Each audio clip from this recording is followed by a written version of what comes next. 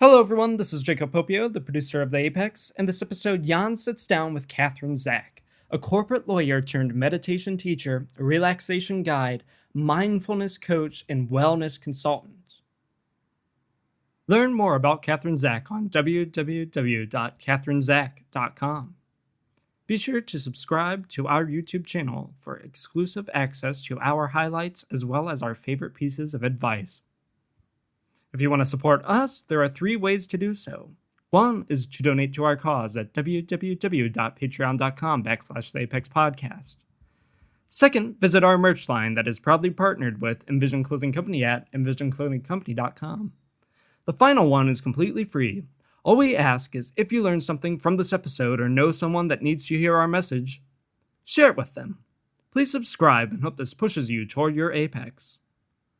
Welcome, everybody, to another episode of the Apex Podcast. I'm your host, Jan Almasy, and as always, we are here with another amazing guest where we are going to be offering another insight into the journey of a call to creativity. So today's guest, I met, again, in this course, Indie Collective. You heard me talk about this a lot on the last couple of episodes. You're probably going to hear me talk about it for a little bit longer because there's a lot of things that happen, so bear with me. But every single guest that I've pulled from this course has a ton to offer. And so I'm going to read the description of this guest, name redacted, and then we'll allow her to introduce herself at the end. So guest is a corporate lawyer turned meditation teacher, relaxation guide, mindfulness coach, and wellness consultant. She began her career as a litigator at the White Shoe top tier law firm in Washington, D.C. at a White Shoe, not the White Shoe, top tier law firm in Washington, D.C. A classic type A, high achieving go-getter who checked out all the right boxes and built a successful on paper legal career. But after a few years of that high paced, high stakes, sleep when you're done, big law life, she finally looked up and realized that a career path towards partnership just wasn't for her. So in 2014, she walked away from a prestigious law practice for the practice of meditation to create welcoming, inclusive spaces of belonging, empower people with tools of self-exploration, personal development, mindfulness, and restoration to help them thrive and come alive.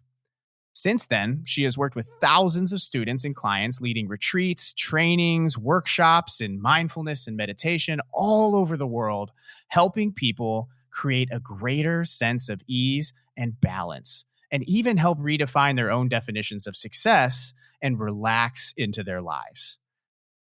She also holds her BA in Politics and Gender Sexuality Studies from New York University and earned her JD from the University of Pennsylvania Law School and currently resides in upstate New York.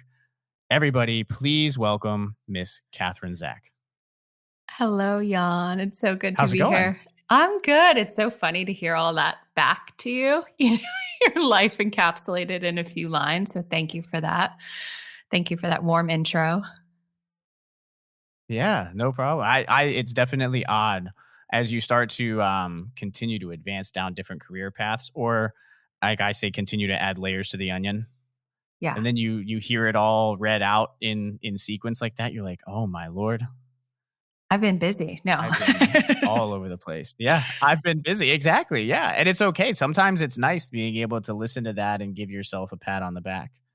Yeah. You know? And I've been hearing a lot. I've been hearing a lot too, Jan, in like the entrepreneurial space, especially about people with hyphenated careers. Like I'm a this/this/this.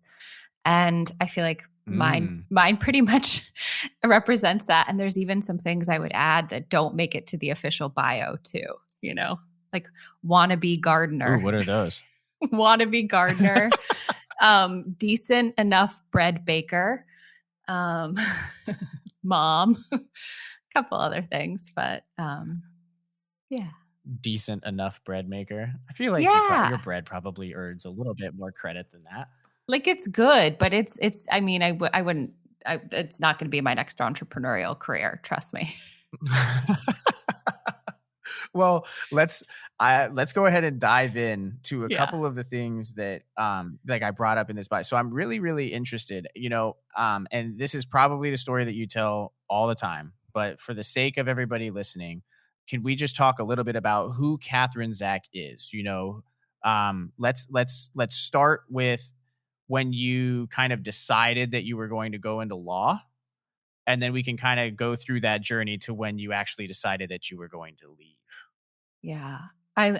Every time I retell this story, I pick up a new nuance. So thanks for giving me the opportunity to share it here with your listeners. It's funny because I love the way you bookended that question, because as sure as I was about my decision to become a lawyer, I was that sure when I left too. So two totally different decision points. Like one was completely all in and the other was completely all out. But I think I had the same amount of just confidence and surety in those two very different decisions. And I think I came to them from very different places too. So, kind of growing up, I was your typical academic kid. Like we all kind of get put in these boxes when we're growing up. I was definitely not an athlete, not like a visual artist or anything like that. Like I was good in school and I enjoyed school and kind of always got, good grades and a lot of external validation for that, which I'm sure we all can remember to and relate to. Like the things we're good at, we're encouraged to keep going on. And I was not a math and science academic. I was like history, humanities, liberal arts, reading, writing, all of that. And so, kind of moving through the trajectory of high school into college, especially with like a politics or a political science degree, and teaming that with gender and sexualities studies from like a liberal arts university, where do you go from there if not continuing on into academia? The kind of next right thing, and that's a big theme of my story, was to apply to law school. So I took the LSATs, I think my junior year of college. And by the time by the time Christmas of my senior year came around, I was already accepted to a couple of law schools, including the University of Pennsylvania, which is ultimately where I landed. And again, it's like getting that external validation, kind of doing the next right thing on the ladder, or that kind of checkbox list of things that you should do next. It was in that way kind of a seamless path into law school. And I think I came to law school probably wanting to save the world a bit more than I ended up doing in my legal career. But I was on a really kind of steady, smooth, keep going, do the next right thing kind of path into law school. And then when I got there, that was an interesting wake-up call. I'm sure we can dive into that a bit more, but kind of in that flow of, well, what do you do with this law degree? What are people doing? And mind you, I'm dating myself here a bit, Jan. I was in law school from 2007 to 2010. So like the height of the Great Recession. And so I was going to say, yeah, that's an interesting time to be in school. Yeah. And it was real. I mean, on the ground, it was real. I remember being in New York City in a hotel room in Times Square, like putting on my like J. Crew, like pinstripe suit to get ready for an interview. I think I'll have to check my date, September 2008. And like Lehman Brothers was folding, like all these headlines were coming through on the screen as I was getting ready for my interviews with these big fancy law firms. And I was like, okay, this is going to be impactful in my decision, what kind of career path I choose for myself after law school, which I think probably weighed more heavily than I could have anticipated in my decision to go to a big law firm when I did. Yeah. Yeah. I mean, half my class. Go ahead. I was going to say before we continue to dive down into that, like, why guiding into that big law firm, right? That decision. I want to double click on something that you said a couple of different times throughout the explanation of that process, which is doing the next right thing, right? Like building the checklist and doing the next thing that's on the list that guides your career to success on paper. Why is that maybe what you needed at the time? And looking back on it, why is maybe just falling into the loop of doing the next right thing not necessarily the best? Yeah. Well, I think it's, maybe a lot of us end up this way. It's just using external guideposts as your reference point for making decisions. And that's a really fancy way of saying, like, what are your parents? What are your peers? What are your teachers?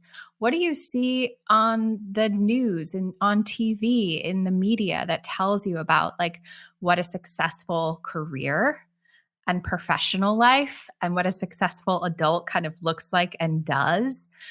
These are the scripts that we kind of inherit. We get from some place that comes outside of ourselves, and there seems to be a lot of cultural agreement around what is a good decision versus not. Like, you'd find few people who, I think, at least out loud, would say that going to law school, getting a law degree, becoming a lawyer, earning a high six-figure salary at 24 or however old I was when I graduated from law school, like, all of those pretty much set me up for, like, she's doing okay. She's doing a good job. She's adulting just fine. And I think that, I guess, I've come to describe that as the next right thing syndrome. And I know that myself and a lot of the people I work with, especially because I meet them at points of like, I've done the next right thing. My life looks good on paper, but I'm not happy. This doesn't feel like maybe what I would have chosen for myself if I had done it differently, if I had not listened to everyone else. That's a point where I meet a lot of people, and that's where I found myself when I kind of came to that decision to leave the law ultimately. So let's, I have a couple of follow-up questions to that, but let's finish the story of getting through law school and being at the firm and kind of your come to awareness moment. Yeah. Is there a light bulb moment that you can think of? Was it like a process over a period of time? Talk to me about that. Yeah. I mean, I'm a lawyer through and through. I'm still kind of trained in that way to look for the evidence and collect information and then issue spot along the way. And so as I'm going through law school, I'm seeing, okay, I'm actually pretty good at this. I'm, getting good grades. I'm getting all these opportunities. I'm performing really well on paper. But at the same time, Jan, I mean, I was, and I don't think this is unique to me, but I was suffering from an insane amount of stress and anxiety, being in such a high pressure situation where, it's law school, and certainly the practice of law is kind of this place where you're never done. Like, there's always more work to do. Like, you almost get to the end of the day and you're thinking, okay, yeah, maybe I kind of got what I needed to done, but I could definitely spend a few more hours in the library. I mean, there's always more work to do. And so I was kind of in that environment. Also, one of the things that I picked up on is kind of like social cueing and external validation, next right thing kind of syndrome, was when I talked to my law school classmates, right? And I distinctly remember this, speaking of a light bulb moment, where like on a Monday morning, you'd be sitting waiting for, the first lecture of the day to start, and you'd turn to the person next to you and say, hey, how are you? How was your weekend? And, my initial response was great. Wanting to have a conversation and like actually talk about how we were. But I realized pretty quickly that the only right response to the question of how are you is swamped. Oh my goodness, I'm so underwater. I have so many things going on. I have so many balls in the air. Like, there's so much that I'm working on. That was the same thing for me in nursing school. That never made any sense to me at all. I am so glad that there is somebody else that had that like realization where it's like, what the hell, guys? Like, I remember there was a period of time, and I was the kind of person that I like forgot that we had an exam in a class and was able to like logic my way through a B on the exam. You know what I mean? Like, so like I was lucky enough that I was so enamored by nursing that I like didn't have to study a ton, because the time that I did spend studying, I was so passionate about the information that it just stuck. But like walking into exams and people would be like, well, how did you think that you did on the test? And the only right answer was like, oh, I definitely got everything wrong. Oh Or my like gosh, everybody would either say that, or they would be like, oh yeah, I totally got an A. I'm like, I don't know how I did. Like, we haven't gotten the grades back yet. So, I mean, I did or my then best, they I want to guess. Or then they want to compare after, right? What'd you get? Yeah. What'd you get? Yeah. What'd you get? After you get the scores. And then I'm just like, I passed. That's all I would tell people. It used to drive them insane because I was also the guy that would sit in the back of the class in pajama pants and a hoodie because unlike everybody else that seemed to be swamped that weekend, I socialized with other humans on a Sunday evening and, may have had, liquid that made me have a headache in class the next day. And so I'm sitting there and I'm looking around. I'm like, man, am I doing something wrong here, guys? Like I should probably focus. Right. So some of that social pressure is good, but when everybody starts comparing, I was like, why does this even matter? Yeah. The It's like difference between a 97 and a 96 is still an A. right. It's like what I guess I like to coin phrases or something because I ended up calling this the badge of busyness. Like to have like this badge of busyness kind of emblazoned across your chest, like instead of a logo, like I'm busy. Right. And that in some way makes you, I don't know, more important or interesting or definitely successful. And we can go on and on about how impactful that is even in today's kind of work culture is how much we hold out how busy we are as like a sign of success. Well, and what I thought, what blew my mind is when I was thinking about that, I haven't thought about this in a while, but I was always so like, I feel like they wanted to wear the badge of busyness as a, projection of successful, behavior, right? Or like I'm swamped, I'm constantly setting up everything else. And then the only thing that I could think of in my head is like, if you're complaining about being this busy, you must be really inefficient. I don't even think I got there with efficiency on. I was just sitting there like, isn't there anything else you want? Yeah, I'm like, well, because I'm like, if you want to be able to have time to do other things, I would always tell my friends in nursing school, if you spent half the amount of time that you spent complaining about how busy you are, trying to figure out how to be less busy, you'd have time to go do things with friends. Yeah. Like, but that's the external. Mindful. It's balance. It's yeah. Yeah. But that's the external driver, Jan. That's a great example of like how these next right thing syndrome markers get put into place because it's like, oh, right, being busy is good. Right. I can equate that simply with like, I'm doing the right thing if I'm busy. If I'm feeling like I've got a lot going on and I'm trying to manage a lot, then that's a good sign. Okay, thumbs up. So this is like the landscape that I'm moving through, where on the one hand, I get it and I enjoy it. I really enjoyed many parts of law school. But on the other hand, it's this environment where it just doesn't feel good. And it was having a tremendous impact on my health. Like, again, I showed up in class every day. I got great grades. On paper, everything was great, but I wasn't sleeping. I wasn't eating. Like, stress was taking its toll on my body. And so while I was in law school, I also kind of got clued in that, like, if I'm going to survive this thing, I've got to figure out how I'm going to take care of myself. And so at that point, I had been practicing yoga and meditation since high school. So I don't know, at that point, maybe 7 years. And at this point, I started high school in the late 90s. Yoga and meditation were not as ubiquitous and everywhere as they are in 2021. So like, I kind of discovered it in this under the radar kind of way. And it was a very quiet part of my life. I found a great yoga studio in Philly, great yoga teacher, and I would go to yoga. I would do my meditation practice, and then I would spend the rest of my time, in class or in the library. And so even in law school, I realized I just needed to access another part of this picture for myself in order to like literally survive and also to hopefully get to a place of thriving. Not quite sure that I did personally while I was like in law school and in the practice of law, but certainly this kind of self-care, self-maintenance, self-inquiry part of yoga and meditation was just the quiet undercurrent of my life, of my otherwise very busy life. So by the time I graduated and sat for the bar and made my way to this big law firm in DC, still practicing yoga, still practicing meditation, but definitely not striking the right balance at that point. Like if there was ever a question whether work or like taking care of myself, like which one was going to win out, it was going to be work at that point. I feel It's really intriguing to me how many correlations your path through, and honestly, now you're having me like reminisce and recollect like my undergrad experience going through nursing.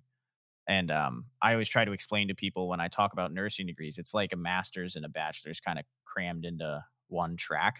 Because like if you think about OT or PT or any of those, it's 4 years of didactic work, basically, right?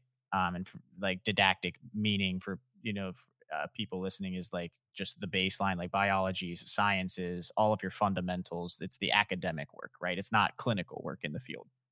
So you go through 4 years of didactic, and then you have 2 years on top of that of clinical work.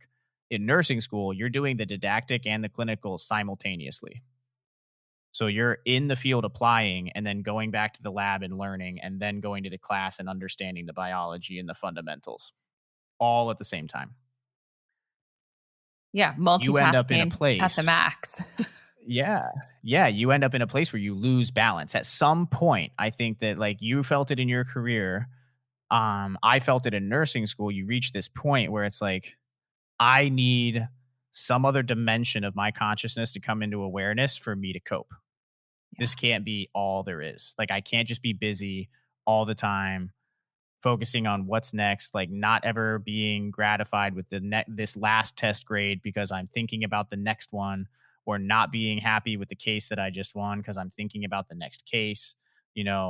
All of these types of things start to build up. And then do you think that there's just like a boiling point that people reach where they try to reach out to some type of other plane of existence, or how did that kind of play out?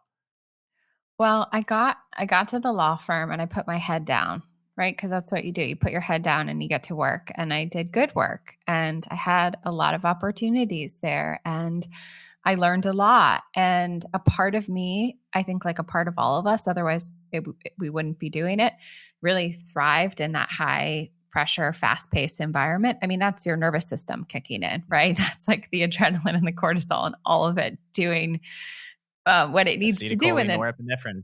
Yeah, there you go. Yep. We should do another episode on that. That's wonderful. I love that.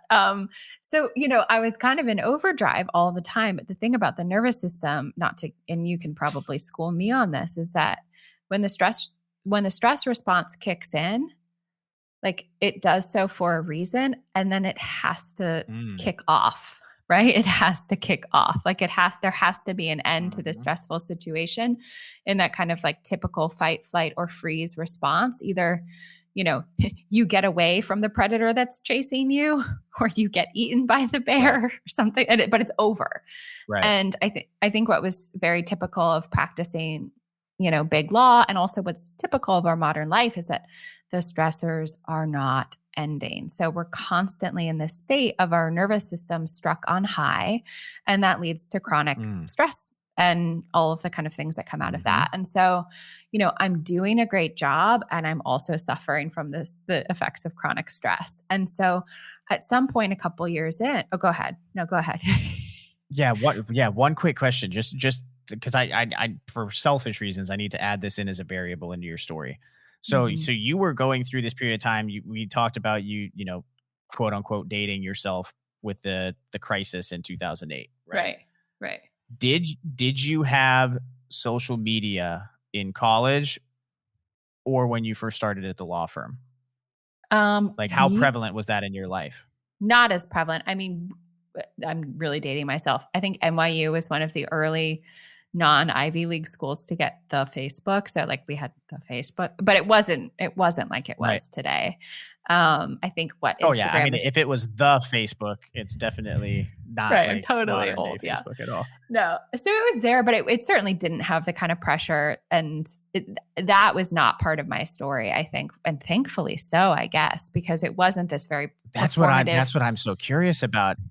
Yeah. Is that like that increased, because that means that like you still made it through in a phase where you didn't have to be exposed to those exogenous guideposts 24/7. Right. And had the opportunity to access those guideposts like 24/7 on like social. Because I feel like there's a lot of people that I talk to now that are like, man, I catch myself in a 45-minute rabbit hole, and then I feel like absolute crap about myself because I watching all of these people doing successful stuff on social. I'm like, no, no, that you don't feel like that. That's okay. Like, there's so many things we could dive into there, Jan, like with the kind of what that makes us feel, the added stress and pressure, and also just using social media as a coping mechanism for stress, like you just described, where you pick up your phone. It's so easy to kind of get that dopamine hit, keep clicking, keep looking. All of a sudden, it's 45 minutes later. You have no idea where that time went. I don't think social media was a huge coping mechanism for me, but I certainly had them. My favorite of which was online shopping. And this is, again, like even more in the early days of online shopping, but it was so easy to just, in this moment of stress, and I was making a lot of money, that's why they pay lawyers the big bucks. Like I would feel stress. I would like stop my billable hour time clock, and I would go over to whatever. For me at the time, it was like J. Crew. And I would fill up my shopping cart and I would have everything saved and I would press send. And it was so much a constant, like, this is how I dealt with stress thing that, and I'm fast forwarding a little bit. The day I left I left my job, my last day at work, like packing at my office, and I have 27 pairs of high heel shoes in like the filing cabinets in my office, like just stuff I had bought. Wow. Had shipped to the office. I looked good, but I mean, it was definitely a problem. And so, a lot of the work that I'm right. I know it's ridiculous, but a lot of the work that I'm still constantly doing myself to this day and that I do with my clients is like, what are your go-tos? And we all have them, Netflix and chill until all of a sudden you're getting nothing out of it. Opening the refrigerator, opening that bottle, like that relationship, overworking, all these things we go to as a way to deal with our stress. So, and I'm all of that to loop into the hyper stress response and being that, like, you're right. I mean, that stress response is useful in the fight or flight states, but you're kind of in this point now in your story where that cortisol response hit, and now it's been people don't think about this very often, but like that cortisol, if you start in undergrad and you start getting stressed going through, and then you just get on the next right thing, and then you're wearing the badge of busyness at your job, and then it all kind of builds up. You've now been in an acute hyper stressed state for almost a decade. So like where, and we, spoiler alert, you left your job, obviously, we talked about that in your bio, but so now we're like in this, Catherine is in this hyper stress state for a long period of time. What is she starting to experience at her job, and like all these things that are starting to become flags for her? Yeah. I mean, definitely the effects on my health continued from law school on. Like, I mean, I think I barely slept. I barely ate. Overworking was a huge coping mechanism of mine too, because again, there's always more work to do. So like I spent a lot of time working and not taking care of myself. And, certainly at some points I start to look up, Jan, and I like look around and I'm looking at what the possible, like where this could lead me, right? Where this could lead me, kind of staying in this suspended state of acute stress, chronic stress. And also like all the rewards it gives you on paper, and kind of looking around and realizing, I don't think I want this. Like, I don't think this is worth it. Not being able to see in the immediate an example of like, oh, that's somebody's career path I want to emulate. Like they really seem to have it together. And all of the scales were tipping towards, I'm working a lot. I'm always busy. Being busy is better. And that's just not what I wanted to carve out, I think, at that point. And I say this with so much hindsight and perspective. It's been almost, it's been 7.5 years now since I've left. I'm a person in her solidly in her middle, almost late 30s. When I left, I was 28 years old. I was single.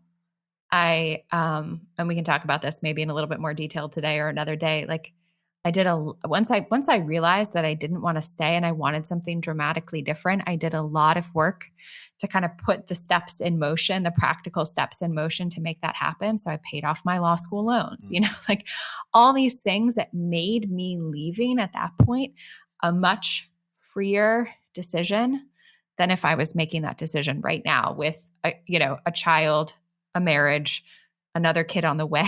Like, I mean, I sometimes look back at that version of myself and I'm like, damn, girl, that was crazy. Right. Right. Yeah.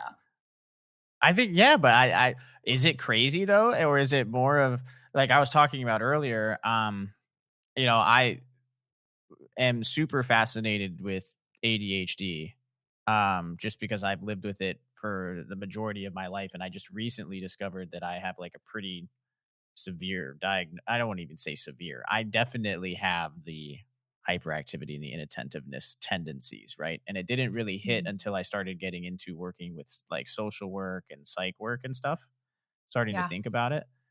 But it's like inside of that hyper stress state, whether it's ADHD that causes it, it is next right thing syndrome, it is restlessness because of anxiety, it's some type of underlying mindfulness disconnect or unawareness of a mental process or a cyclic loop that you're like stuck in. And for those of you that are listening, a cyclic loop of thought is basically your brain recreating the same type of thought process over and over and over again without you understanding it, because your subconscious kind of guides your habit, right? So once it kind of becomes integrated into the way that you live your life, you might not even know that you're performing kind of self-deprecating or self-harming cycles. And this is the whole principle of cognitive behavioral therapy, right? Is to help people break those cycles. And so it's like mindfulness and really understanding that something better for me exists in the unknown.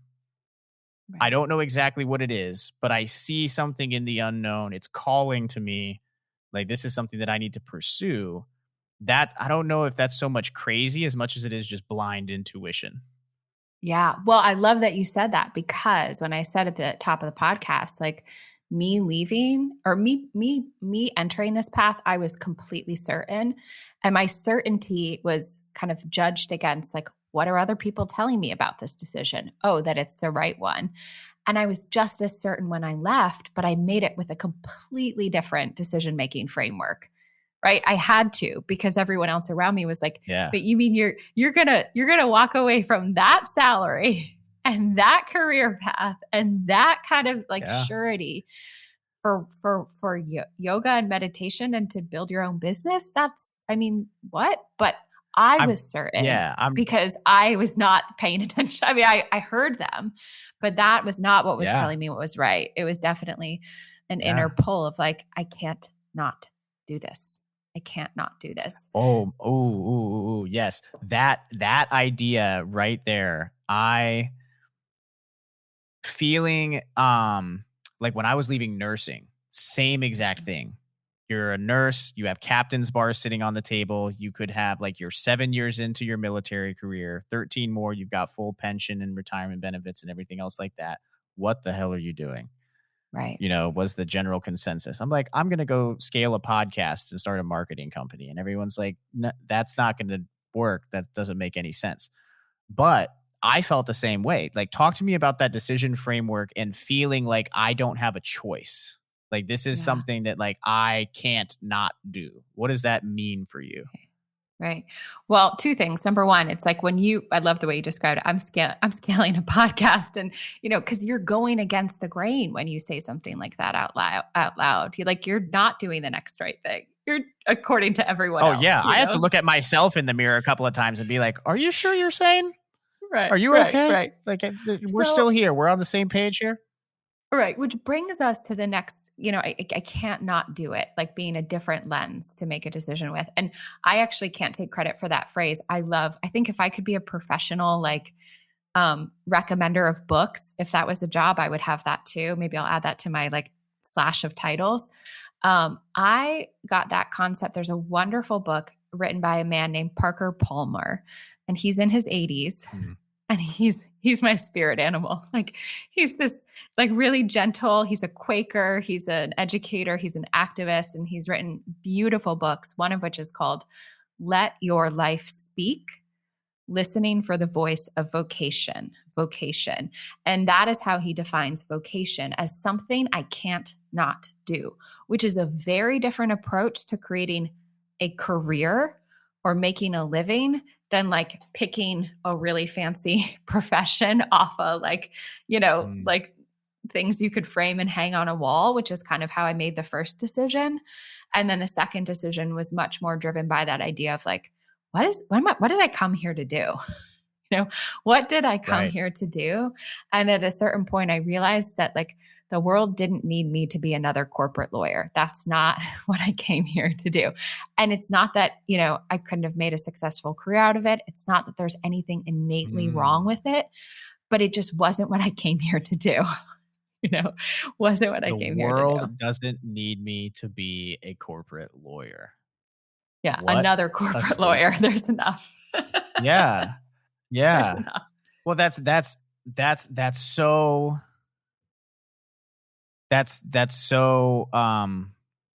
freeing though, to be able to say that to yourself.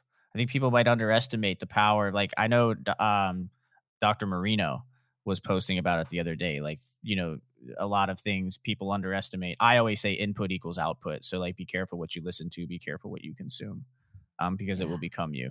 But she takes it one step deeper and is like, be careful of your thoughts, right? Like if you tell yourself, I am this, then you are, right. And it can change you fundamentally. There's so much we can dive into there, Jan. Like, part of what, like, I'm making this sound like it was simple. I mean, it was simple, but it wasn't easy to make this decision because, again, circling back to like that loop of thoughts, like the storylines that stick us, right? The things that we kind of get trapped in our mind, and then layering that on with like, I am, like those I am thoughts, so that we start to identify with our thoughts. Like part of the revelation that I had, and then this is the work that I do today again and again and again, is like, number one, I am not my thoughts, right? And like, I don't have to believe them all. So what space does that give me to then start to construct a narrative of creating a life around? Yeah. A lot more Teaching space. People how to use their prefrontal cortex. Yeah. We should do a podcast. I don't know if anyone would listen to our nervous system podcast, but yeah, I would love to do a follow-up show with you and just talk about neurology. I'm so fascinated with it. But okay, so we've got this, like we're in this place where you have this built up hyper stress response, right? You leave and you feel this, I can't not do this. So what was that thing for you that you like couldn't not do? Why was the yoga and the meditation or what was the first thing that you really are like, that's what I'm going to start with? That's my out. Yeah. So I always say this. I was my first client and student. I was my own first client and student. And I will be as long as I need this work, I'm in business. Right. So like I basically had to figure out how to solve my own problem. How was I going to deal with like this suspended hyper stress state? And then if I could get that under control, which it's a process. It's not a one and done kind of thing. But I certainly was able to kind of like get my hyper acute stress under control. And then that freed up so much possibility of like, well, then asking questions of like, what life do I want to create for myself? Like those aren't the deep questions you have space to ask when your nervous system is in overdrive. You're kind of just like, what do I need to get through this day? So I kind of fixed my own problem first. And then this opened up a huge space for me to then begin to consider like, what is it I wanted to do with my life? And how did I want to spend my time? What kind of impact did I want to make? So at the same time I was in corporate law, I spent my weekends. Took me a couple years, but I did my yoga teacher training. And so I started teaching yoga and meditation while I was still practicing law. Like I had a class, I don't know, on Thursday evenings or something like that. And at this point, I spent a decade from the time I moved to begin at this law firm in 2010 until the pandemic. I was in DC for a decade. And Washington, DC is like a great place to start doing this work because everyone is really stressed. And so I'm going to my day job. Right.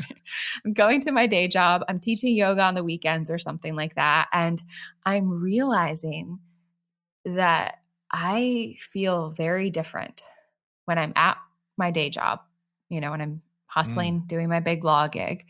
And when I'm in this space, being quiet, sitting still, helping people kind of integrate their nervous systems through these practices, and like watching the people who come into my class, myself included. Like, I mean, it's such a privilege to be able to hold and create space for people where you can see the stress start to leave their bodies, right? Like you can actually see like jaws unclench and like shoulders descend down the back away from that like chronic place where we have them up by our ears, and people's breath start to slow down. And like the warmth that experience creates and the connection, I was like, okay, so I'm not quite sure what I want to do, but it's more of that than like practicing, defending big corporate clients in my day job. So I have that realization. I think again, hindsight is 2020. I didn't realize what that would mean, that it would like largely put me on this entrepreneurial path. And we could probably do another episode about this too, about like when you make a decision like that, you not only have to get really good at the craft of what you've chosen to do. Like I had to go all in studying these practices, integrating them, figuring out how to become a good teacher, like getting really good at what I wanted to do. And that's a totally separate ballgame than like, and then how are you going to build a business where you can make a living around that too? Like, I don't think I appreciated the second part for the first few years, which is a whole other thing. But so I left, and the leaving was interesting. Like I made the decision for myself. I think it was like February 2013.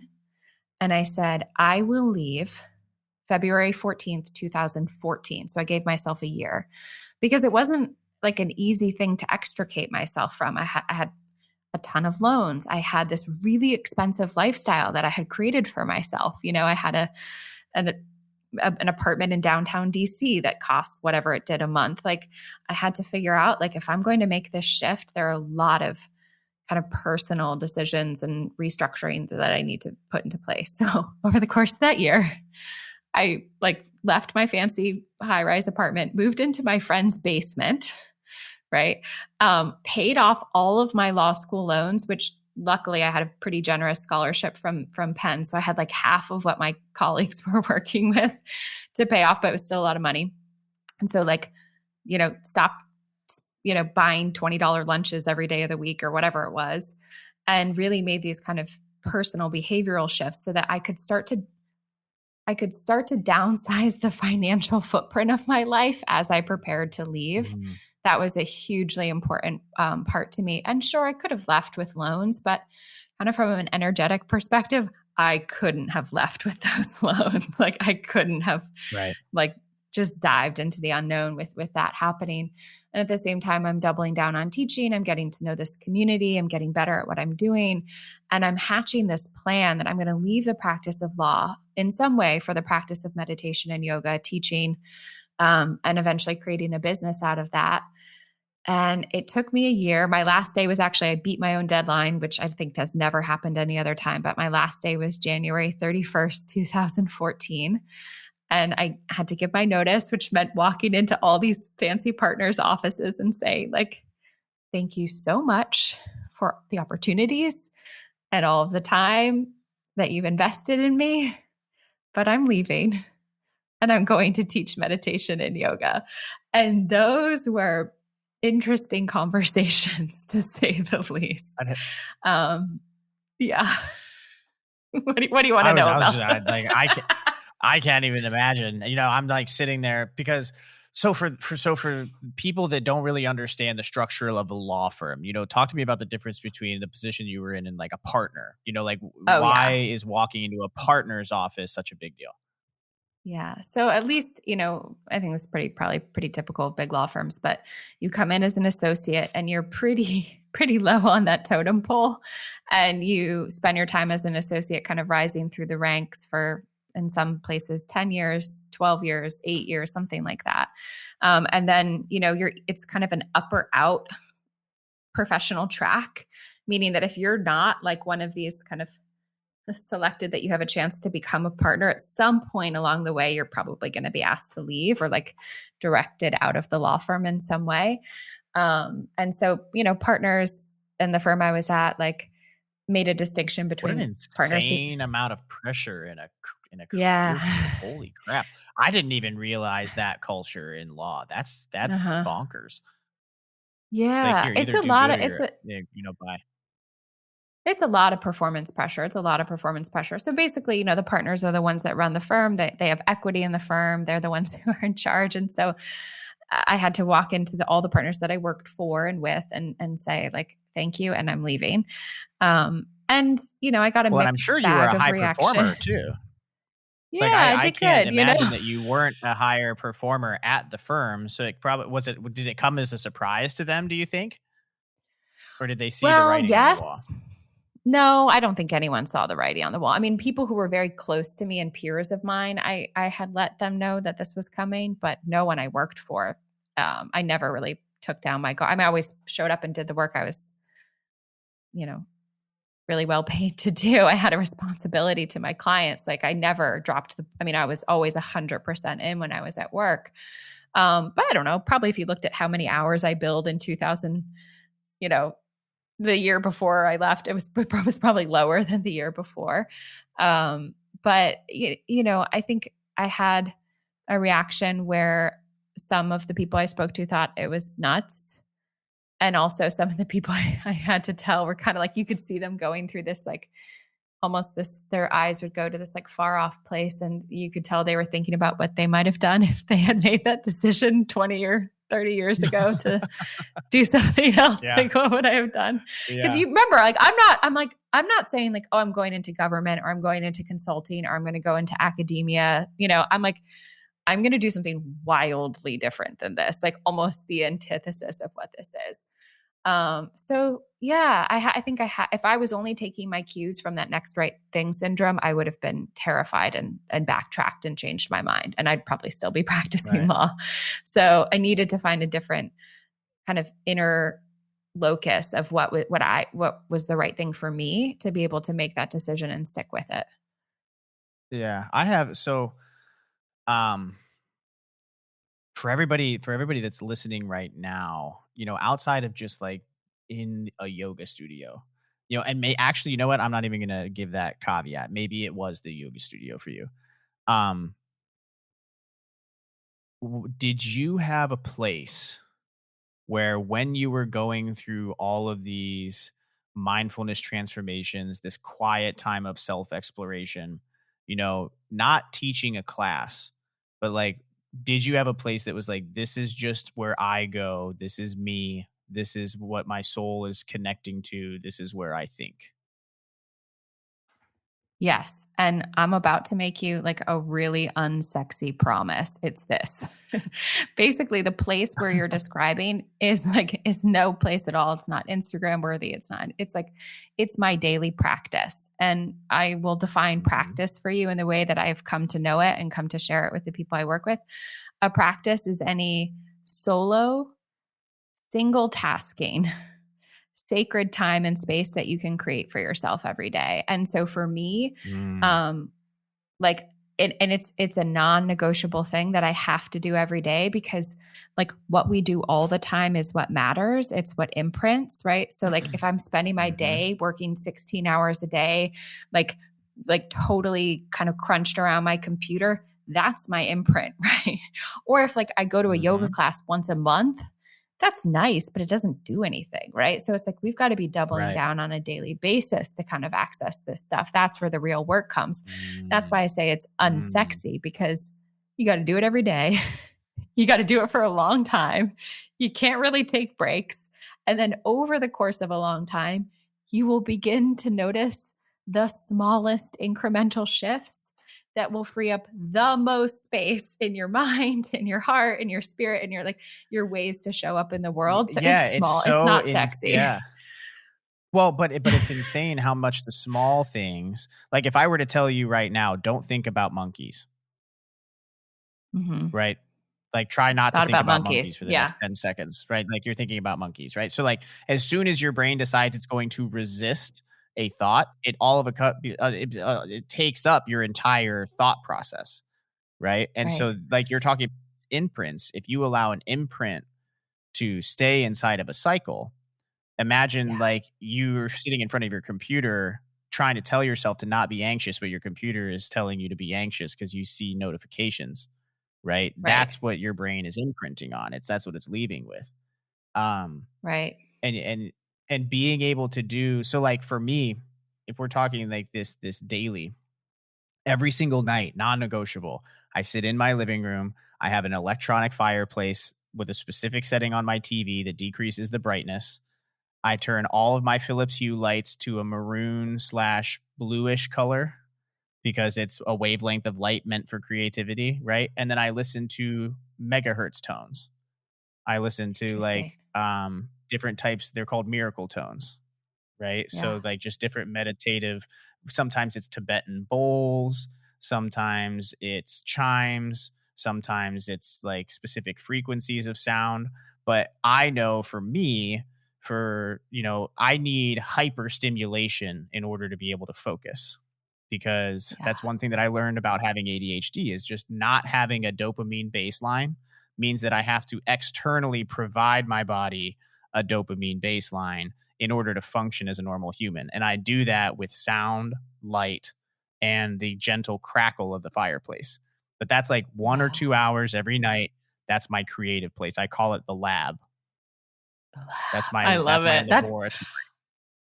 No, I get it. And that's honestly, I love that. I love that image of you, Jan, by the way. I think we're all like just loving that image of you, by the way. But the laboratory. So when I talk about practice, that's one of the words that I use to describe it. This is your laboratory. This is where you go to kind of collect data on yourself, to experiment on yourself, and then make decisions from there. Yeah, it's also a container. It's a place where you can go to like hold all these parts of you that like, don't get to show up on the day-to-day when you're trying to like pay your bills, whatever it is. Like you need a place for this like kind of reference point of change and evolution and introspection to happen. And so, that's something that helped me make that decision, taking that space every day. It's something I still do to this day. And practice can be a lot of different things. It could be a silent seated meditation. It could be a walk, it could be some kind of movement-based practice. Like, I know like some runners, not me, like can find this kind of flow state of just being in the zone when they're running, Yeah. So there's a lot of things that could 50-mile races. And he's like, it's just meditation for me. I'm like, it's 50 miles. Right. You're nuts. Right. Yeah. That's not the path I'm on right now. We'll see, maybe in my 40s, but like, no, more power to the runners. But that is, it can be a lot of things. It could be a reflective writing practice. But just this time that is designated to kind of get curious about yourself. And again, not sexy, actually usually more uncomfortable than you imagine it would be. And this is why I think we could do another episode about this. Why when people start meditating or something like that, they're like, this is the worst. It absolutely doesn't work. It's making me crazier. It's because, when we ask ourselves to, and this is a definition of meditation that we could work with, pay attention on purpose to the present moment. So not all those storylines that usually spin us out about what's next or what happened 10 years ago, but right now, and to stay with ourselves without judging it, right? Without saying like, this is good or bad or right or wrong, or this is why this person's terrible or I'm terrible or whatever, like all the things we do without even realizing it. And just to stay in that space is really uncomfortable.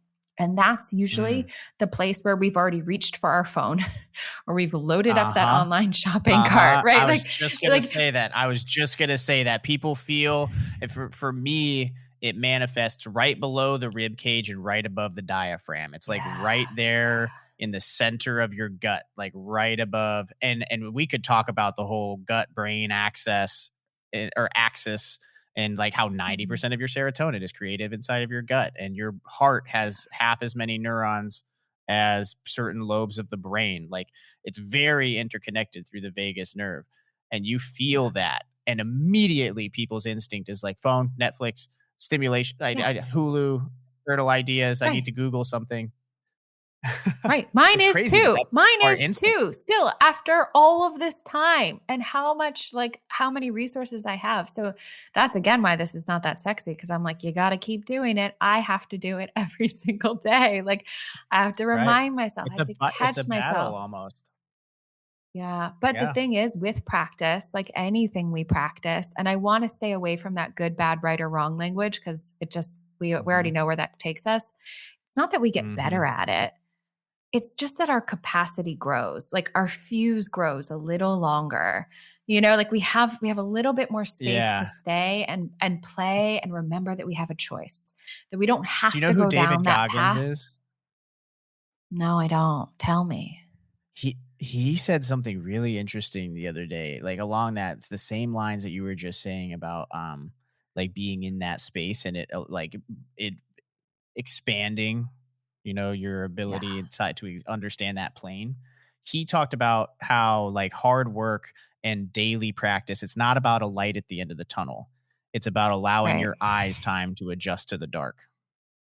I love that. I love that. That's He said, great. because if you Totally. look at the end of the tunnel and say, oh, there's light there, but there's not light here, then you just end up anxious about constantly pursuing a goal that doesn't actually exist because you're just hyperbolating the future. Right. Right. But he was And like, if that's you look at also, it as if you're trying to allow your eyes to adjust and recognize the beauty in the present moment and understand how to, you know, adjust your eyes to the dark, it's such a better way to exist, even though it tends to be more uncomfortable because you still can't quite see as well as when it's daytime. right, it's terrifying in the dark, right? But it's like, what happens if we stay and let ourselves get through that edge of discomfort? And this brings us back full circle because, like, the next right thing syndrome is so driven by that light at the end of the tunnel. And I think one of the Mm, realizations that I had, and that I always come back to, is like, you know what? You never really arrive. Like you just don't reach this point where all the work is done. And I think it's a myth we carry around about adulthood. If I just get this degree, if I just get this job, if I just make this amount of money, if I just mm, have a house in this mm, neighborhood, if I marry the person and have the 1.5 kids and the whatever, then I will feel like I am complete, like I have arrived, like I have done it, like I have landed as this fully formed, like I've succeeded at becoming an adult. And I realized that like that wasn't the case, nor do I want it to mm, be, right? Because when you mm, take that out, when you let your eyes adjust to the light and the darkness of the tunnel, like there's room for exponential growth and like a lifetime mm, of kind of recalibrating and letting yourself adjust as new things happen and unfold.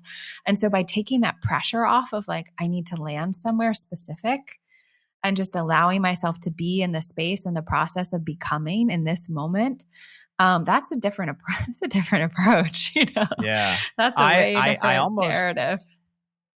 Yeah, I don't know why this is on my heart to get out in this context right now. It's kind of an interesting story. My dad told me one time about my mom. Um, and so like in this context, I mean, we brought this all full circle and for everybody that's ridden with us for this last hour, I hope that you've had an amazing time. I know that, you know, I definitely am planning on having Catherine back on another episode. Um, just because there's just a slew of things that we need to discuss outside of just the basics. Like this is just the tip of the iceberg, everybody getting to know Catherine Zack. Um, but so my dad said at one point, I was talking to him and he said, I've married 10 different women over the course of being married to your mother for almost 30 years. And I was like, what kind of wizardry are you speaking, old man? Like, what is going on? Right. I'm like 20 years old at the time. I'm like, none of this shit makes any sense. Like, what do is Right. mom schizophrenic? Like, what's going on? Um, and he said, no. He was like, your mom was a completely different person when I first met her. She was a completely different person after our first year being in a relationship.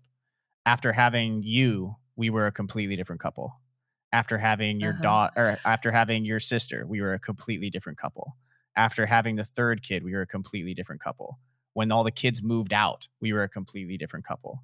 And now he's retired and she's got a job teaching fourth and fifth grade. And, you know, she homeschooled us and kids. There's all this other stuff. But that to say that he fell in love with the version of her that presented herself at that time.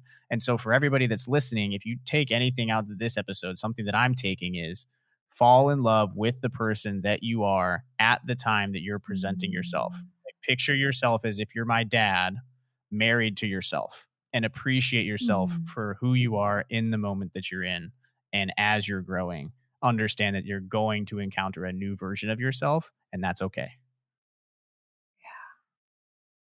Life advice, marriage advice, all of it rolled into one. That was brilliant. I love that. It's so good. So good. That's what I try. So like, this is, and I was trying to explain this to you, like when we were at the beginning of the podcast, I'm like, I really just try to listen the whole time and try to pull something in. And then generally, Mike, for me, this is my version of creativity, right? Like this is where I feel like my soul really gets a chance to speak. And so that's like that statement right there is just like, I don't know why this is something that I need to say, but this is something that I need to say. So, for whoever is listening to this that needed to hear that, I hope that it hits where it needs to hit. And you check out Catherine at, is it CatherineZack.com? Is that a good place to go check you out? Like, let's give the people a place where they can follow up. Yeah. Oh, well, thank you. I love that. That's such a brilliant place to end. And that's it. It's just paying attention on purpose to this moment, right? Without judgment. And we'll add Jan's piece and maybe fall in love, right? Maybe fall in love right there. I love it. All right. Until next time, everybody.